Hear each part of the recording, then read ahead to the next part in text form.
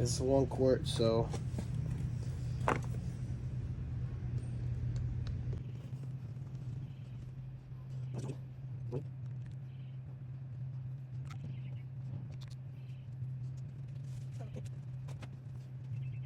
all right.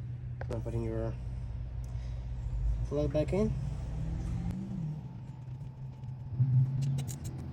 We're gonna put a gas tank. We're not gonna bolt it up. We're just gonna hook it up because I'm trying to start it. Put the gas line to it. All right, let's put some 2-stroke gas in there.